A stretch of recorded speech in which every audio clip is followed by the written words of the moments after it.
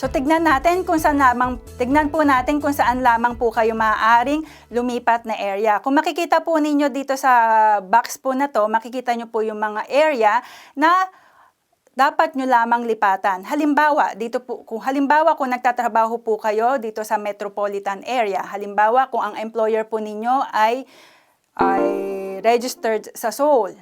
So kung kayo po ay release, ang unang magpoproseso po ng release paper ninyo ay yung labor kung saan nakaregister ang inyong employer. So, ibig sabihin, kailangan po ninyong kumuha ng release paper sa Seoul labor. Pagkatapos po niyan, maaari na po kayong lumipat sa Gyeonggi-do or kaya Incheon. So, ibig sabihin, ito lamang yung mga area na maaari ninyong ikutan kapag kayo ay release. So pag-usapan naman po natin yung part 2 o yung mga dahilan para sa pagbabago ng lugar ng trabaho. Importante po ito para sa mga EPS worker dahil kailangan po ninyong malaman kung ano-ano nga lang ba yung mga reason para makapagpa-release kayo sa company.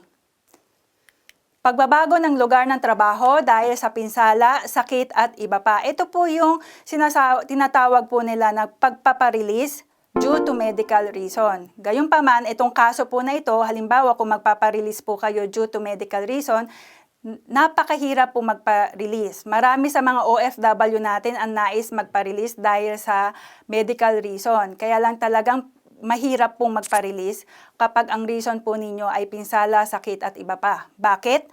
Dahil ang Ministry of Employment and Labor po ay gumagawa ng mahigpit na pagsusuri at paghuhusga pagdating sa pagpaparelease due to medical reason.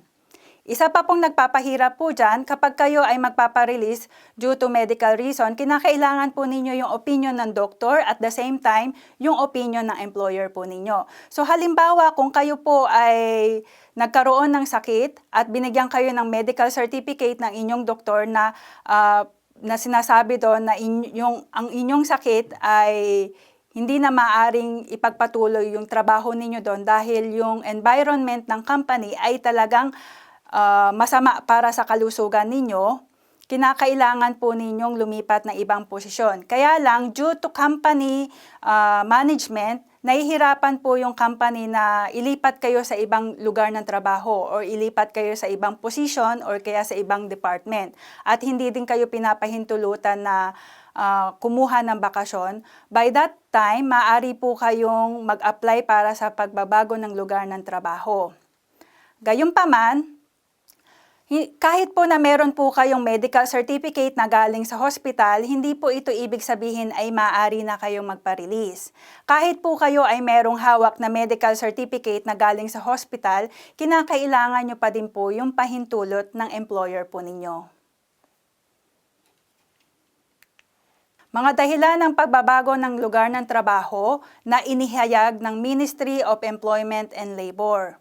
Alinsunod sa Foreign Employment Act, ang Ministry of Employment and Labor ay nagbigay or gumawa sila ng guidelines. Ito po yung mga dahilan ng pagbabago ng lugar ng trabaho na hindi kasalanan ng dayuhang manggagawa.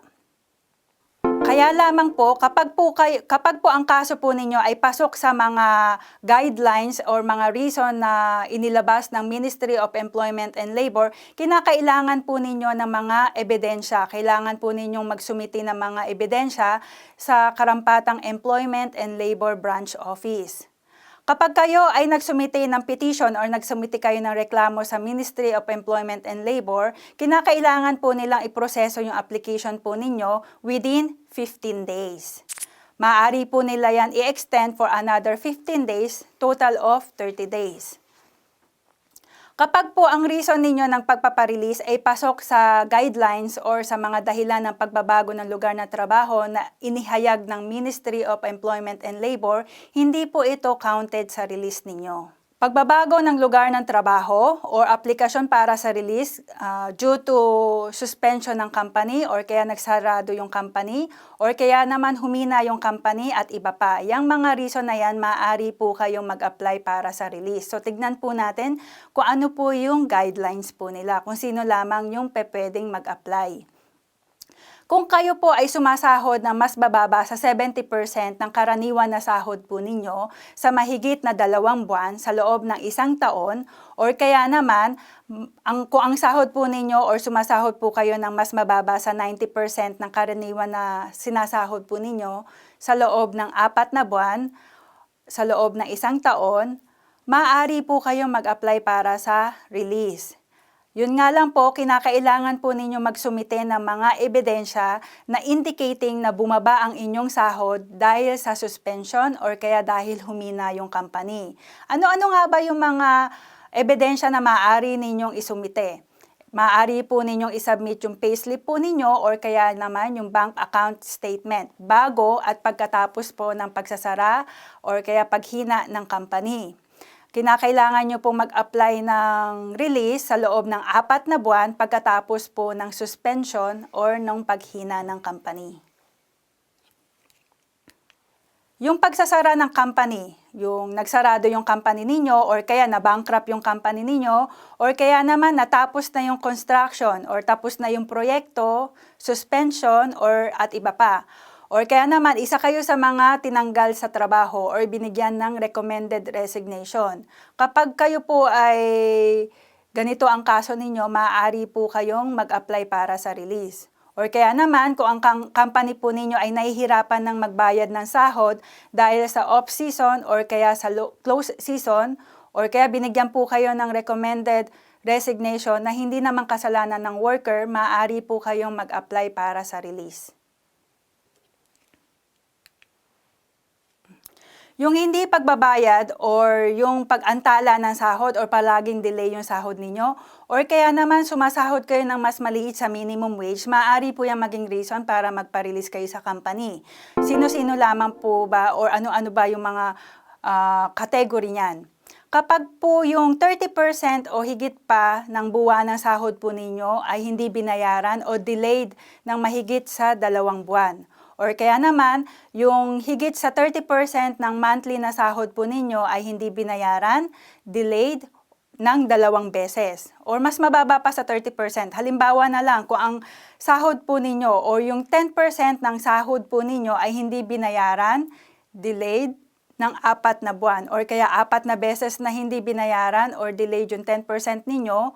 Or kaya naman, kapag po sumasahod kayo ng mas mababa sa minimum wage, maaari po kayong mag-apply for release. Kinakailangan nyo nga lang po mag-submit ng mga ebidensya na nagpapatunay ng hindi pagbabayad or kaya ng mga delay na sahod at yung paglabag sa minimum wage. Kailangan nyo po yan isumite. Ano po ba yung proseso? Kinakailangan po muna ninyong magsampa ng reklamo sa Employment and Labor Office. After ninyong magsampa ng reklamo sa Labor Office, kailangan po ninyong tumanggap ng dokumento na nagpapatunay ng inyong mga reklamo. Maaari po kayong mag-apply para sa release sa loob ng 4 na buwan pagkatapos po ng atraso sa sahod o yung mga naantalang pagbabayad.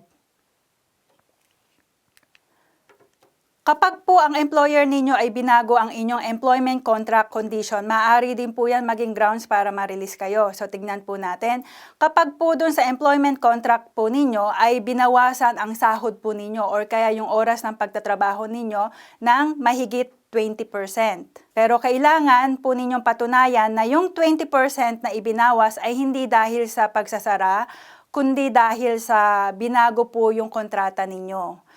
Yung kaso po na yan, kapag na-experience nyo po na binawasan ng 20% yung sahod ninyo sa loob ng 2 buwan sa 1 taon, maaari po kayong mag-apply para sa release sa loob ng 4 na buwan mula sa petsa ng pagtatapos ng pinabagong employment contract condition.